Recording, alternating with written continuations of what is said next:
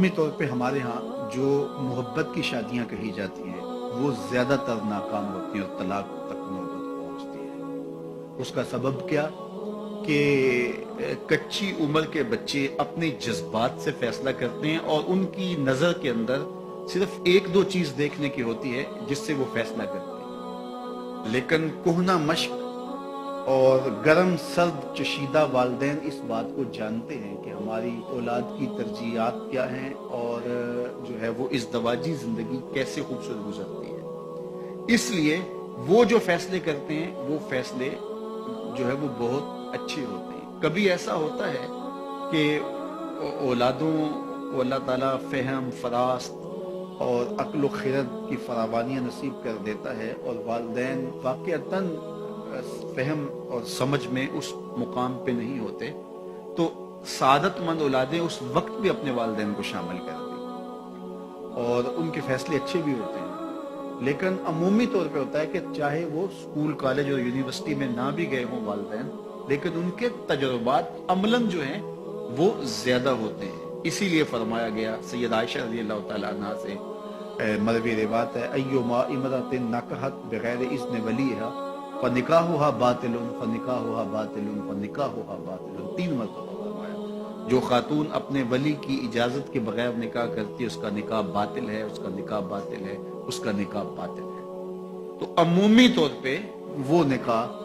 جو ہیں وہ ناکام ہو جاتے ہیں، اس لیے کہ وقتی جذبات سے وہ رشتے جڑتے ہیں اور وہ ایک خاص عمر تک وہ جذبات ہوتے ہیں، لیکن اس کے بعد وہ رشتے ٹوٹ جاتے ہیں۔ ماں باپ کو پوری ترجیحات اور پوری زندگی کے سارے نشیب و فراز کا علم ہوتا ہے اور وہ ساری چیزیں سوچ سمجھ کے کوئی چیز جو ہے وہ طے کرتے ہیں۔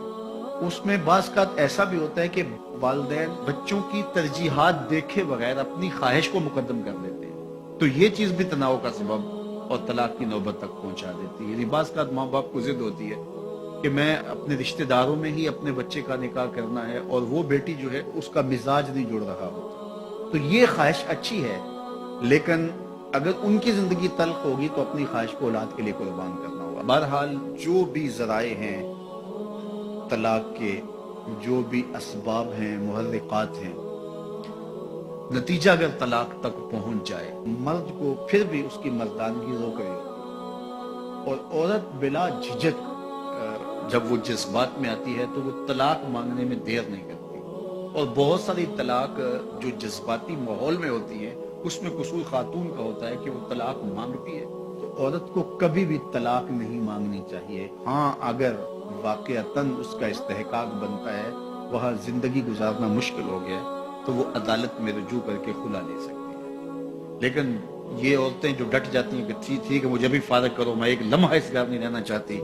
یہ گھر میرے لیے جہنم ہے، اور یہ اس کی بہنوں کے سامنے، اس کے بھائیوں کے سامنے، اس کے خاندان والوں کے سامنے اس کو یوں للکار رہی ہوتی ہے، تو پھر وہ طلاق دے دیتا ہے۔ اور بعض کا وجہ نہیں ہوتی کہ وقتی تناؤ ہوتا ہے۔ تو حضرت امام ابو داود نے حضور کا یہ فرمان لکھا ہے کہ آقا کریم نے فرمایا کہ جو خاتون بغیر عذر کے اپنے شوہر سے طلاق مانگتی ہے وہ جنت کی خوشبو بھی نہیں پائے گی، اور جنت کی خوشبو 500 سال کی مسافت سے آنا شروع ہو جائے گی۔ تو جو بغیر عذر کے اپنے شوہر سے طلاق مانگتی ہے، تو یہ بات ذہن میں رکھیے گا کہ عورت نہیں چاہتی کہ یہ اس کے وقتی جذبات ہوتے ہیں، وہ یہی چاہتی ہے کہ میں سرخ جوڑے میں اس گھر میں آئی ہوں تو سفید کفن میں واپس لوٹوں اس گھر میں، اور عورت کی آرزو ہوتی ہے کہ میرا شوہر جو ہے وہ مجھ کو جو ہے وہ خود اپنے ہاتھوں سے جو ہے وہ لاحد میں اتارے۔ میرے حضور صلی اللہ علیہ وسلم نے عورت کے اس جذبات کا لحاظ کرتے ہوئے ایک دن سیدہ عائشہ سے کہا کہ عائشہ اگر تو انتقال کر جائے میں تجھے خود کفن دوں، خود لاحد میں اتار۔ تو حضرت عائشہ رضی اللہ تعالیٰ عنہ کی چشمان اقدس سے آنسو آ گئے کہ یہ اگر ہو تو میرے لیے سے بڑا کیا احساس ہے کہ میرا شوہر میرا خود جنازہ پڑھے اور خود مجھے کفن دے اور خود مجھے لاحد میں اتارے۔ تو گھر ٹوٹنے سے بچے، اور میاں بیوی کا جس طرح یہ دنیا میں رشتہ ہے